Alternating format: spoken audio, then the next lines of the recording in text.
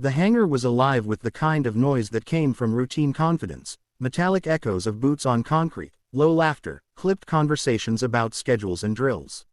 Sunlight filtered through the high windows, cutting long pale lines across the floor where aircraft shadows stretched like sleeping giants. She stood near the briefing table, still and composed, hands loosely clasped behind her back. Her uniform was immaculate, pressed to perfection, every button aligned, every insignia exactly where it belonged. Yet despite that precision, she was invisible in the way only someone underestimated could be. A group of officers nearby leaned against a crate, coffee cups in hand, their voices louder than necessary. One of them, tall, broad-shouldered, with the casual swagger of someone used to being listened to, glanced her way. His eyes lingered on the insignia at her collar, then narrowed slightly, as if trying to solve a joke that amused him. A crooked smile formed on his lips. "Well, I'll be damned," he said, loud enough for the room to hear. "They really are handing out ranks to anyone these days." A few snickers followed. Someone coughed to hide a laugh. The sound bounced off the hangar walls, filling the space between them and her. She didn't move, didn't turn, didn't react. Her eyes remained forward, fixed on nothing and everything at once. The officer took a step closer, emboldened by the lack of resistance. "No offense," he added, though his tone made it clear he meant plenty, "but that rank looks a little ambitious on you. Did you borrow it for the briefing?" More laughter, sharper this time. The air thickened with expectation. This was the moment people waited for, the awkward explanation, the flustered defense, the visible crack. Even a few who knew better stayed silent, unwilling to challenge the social gravity of the scene. She slowly turned her head to face him. Her expression was neutral, almost serene, as if the words hadn't touched her at all. Her eyes were steady, observant, holding his gaze without aggression or apology. When she spoke, her voice was calm and measured, not raised, not defensive. "Is there a problem, officer?" she asked. The simplicity of the question seemed to irritate him more than anger would have. He scoffed lightly. "Problem? No, just surprised. That's all. Some of us actually had to earn what's on our collars." A ripple of agreement moved through the group, subtle nods, knowing looks. The hierarchy of ego was on full display. She studied him for a brief second longer, then nodded once, as if acknowledging a comment in a meeting. No argument followed, no explanation. She turned back toward the briefing table, effectively dismissing him without a word. That should have ended it. But silence can feel like an insult to someone who expects dominance. "Hey," he called after her. "At least tell us, what's your real role here? Assistant, liaison, photo op?" This time, the laughter was uneasy. A few officers shifted their weight. Someone glanced toward the hangar doors, then back at her, sensing something off but unable to name it. She didn't respond immediately. Instead, she reached up and adjusted her cap, a small, deliberate movement. The room seemed to hold its breath, though no one knew why. She finally spoke, still without turning fully around. "My role," she said evenly, "is to ensure this operation proceeds without unnecessary distractions." The word distractions landed heavier than it should have. The officer opened his mouth to reply, then stopped. For a fleeting moment, doubt flickered across his face, quickly masked by pride. He straightened, about to say something sharper, something final. Before he could, the distant sound of synchronized footsteps echoed from beyond the hangar. Doors. They were slow at first, almost imperceptible beneath the ambient noise. Then they grew louder, measured, deliberate, not rushed, not casual. Heads began to turn, conversations died down one by one, as if pulled under by an unseen current. She looked toward the entrance. The officer followed her gaze, confusion knitting his brows. The doors began to slide open.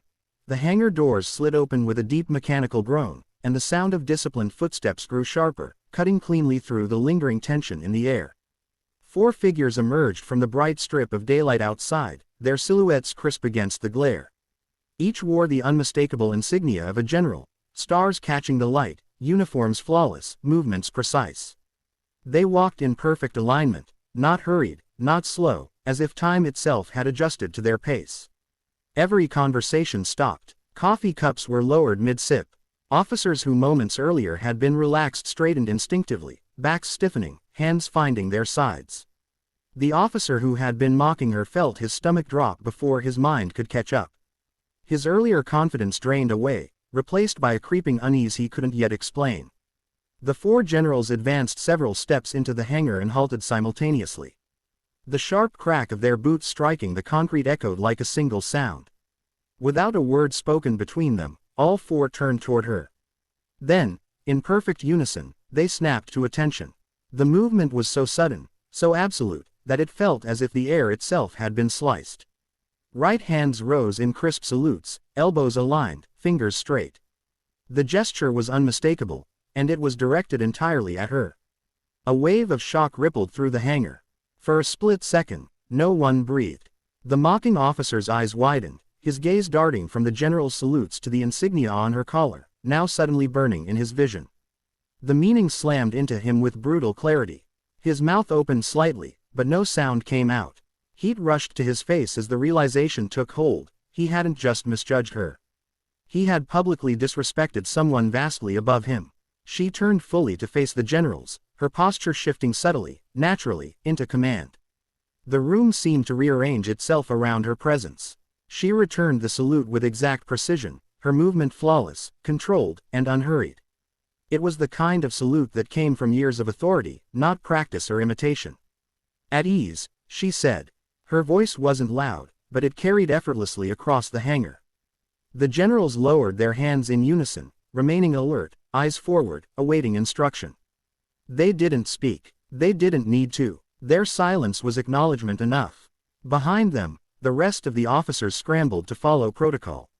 Chairs scraped softly, boots shifted. A few salutes came late, awkward and uncertain, as those who had been laughing moments before now struggled to correct their posture and their expressions.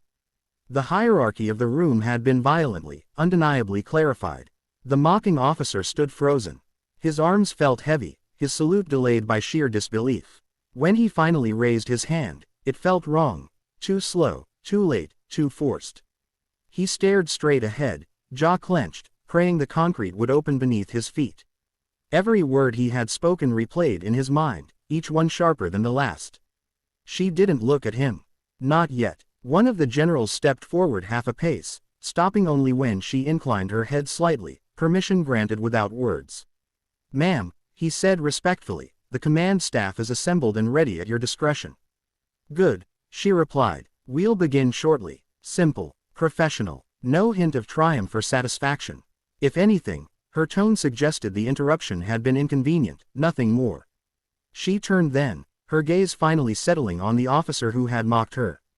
The look wasn't angry. That would have been easier for him to process. Instead, it was calm, assessing, and precise, like a report being reviewed for errors. "Officer," she said. He snapped to attention so fast his boots nearly clicked together too hard. "Ma'am." His voice cracked despite his effort to steady it. "You were correct about one thing," she continued evenly. "Rank is earned." His throat tightened. "Yes, ma'am." She held his gaze for a long second, letting the weight of the moment settle fully. Around them, the hangar was silent enough to hear the hum of the lights overhead. "See that you remember that," she finished. "Yes, ma'am," he said again, louder this time, as if volume could make up for what he had already lost. She gave a single nod and turned away, dismissing him completely. The punishment was not humiliation shouted across the room, not threats or lectures, but the permanent memory of that moment, burned into his understanding of authority and respect. As she moved toward the briefing table, the generals fell in behind her without instruction, their presence reinforcing what everyone now understood. The hangar, once full of careless noise, had transformed into a space of disciplined silence. And no one would ever make the mistake of underestimating her again. The hum of the hangar was no longer casual, it was taut, charged with the kind of tension that makes every movement deliberate. Officers who had been joking moments before now walked like shadows, careful, measured, eyes constantly flicking toward her. Even the aircraft seemed to shrink under the weight of the moment, their massive forms still and silent as if sensing the shift in authority. She moved through the space with a quiet confidence, each step precise, deliberate, her presence commanding without a word. The four generals flanked her, not as protectors, but as witnesses to the natural order being restored. Their mere presence reinforced her authority. It was a living barrier, an invisible line that no one dared cross.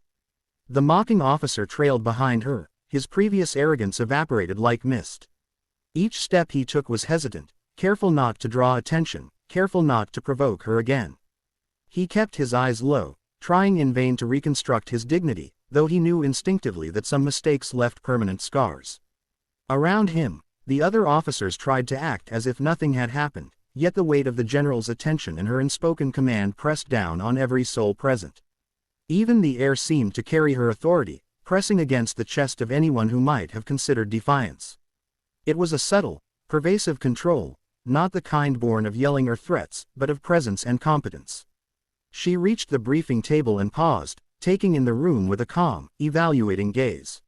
Maps were spread across the surface, detailing current operations, logistics, and strategic points that needed attention. The generals positioned themselves around her, each waiting silently for direction. Her hands rested on the table, fingers brushing over the maps, tracing lines as if confirming their accuracy, though her eyes missed nothing. Every detail, every movement, was catalogued in her mind.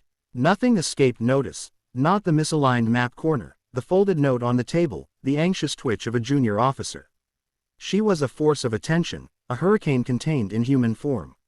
Finally, she spoke, her voice cutting through the hushed tension. "We will proceed with the operation as planned," she said, calm but unyielding. "Adjustments will be made only where absolutely necessary. Any deviation without my approval will be noted and addressed." Her words were precise, authoritative, leaving no room for argument, no space for doubt. The generals nodded subtly, acknowledging her command, while the other officers swallowed nervously, acutely aware of the consequences of missteps. The message was clear. Authority was not questioned here, not anymore, not with her present. The mocking officer shifted uneasily, aware that all eyes, even those of the generals, had briefly flicked toward him. He felt a cold knot in his stomach, a mix of embarrassment, fear, and the sharp pang of recognition that he had overstepped. He tried to focus, to appear competent, but every action felt clumsy under her scrutiny. Even breathing seemed loud in comparison to the quiet command she exuded.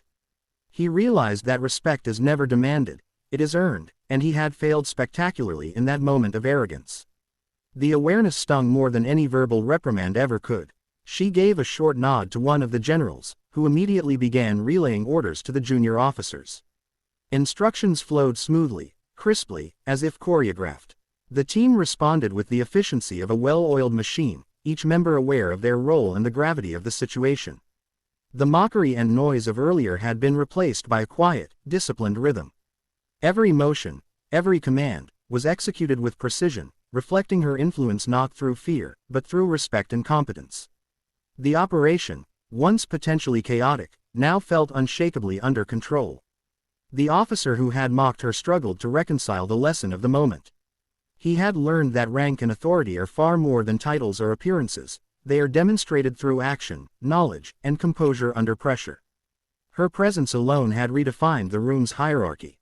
He understood that respect cannot be feigned. It is earned by demonstrating skill, confidence, and the courage to command when others hesitate. The realization was humbling, a sharp correction to his earlier arrogance. As the meeting progressed, she reviewed details, adjusted timelines, and issued directives with effortless authority. The generals offered their insights and confirmations, always in alignment with her lead, reinforcing the unspoken truth. She commanded not because of ego or spectacle, but because of her unmatched competence and judgment. By the time the briefing concluded, the room had transformed entirely. Officers who had been brash and joking now moved with deliberate precision, understanding that every action carried weight and consequence.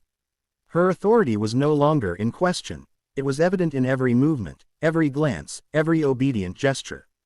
When she finally stepped away from the table, the generals flanked her once again, their presence a silent acknowledgement of the order restored. The mocking officer trailed behind, humbled, forever marked by the lesson in respect and the undeniable power of true authority. The hangar, once filled with noise and arrogance, had become a space of disciplined purpose, all because she had reminded everyone present what real leadership looked like.